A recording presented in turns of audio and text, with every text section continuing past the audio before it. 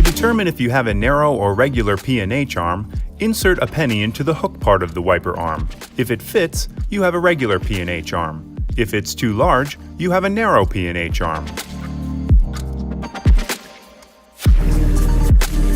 Here's how to install a Rain-X WeatherArmor Wiper Blade on a narrow P&H arm. First, remove the pre-installed adapter from the wiper blade. Grab the end, rotate up, and pull away. Locate the packaged adapter labeled A. Align the A adapter so that the arrow on top is pointing in the same direction as the arrow on the base.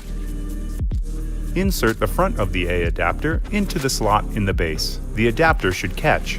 Press firmly until it locks into place with a click.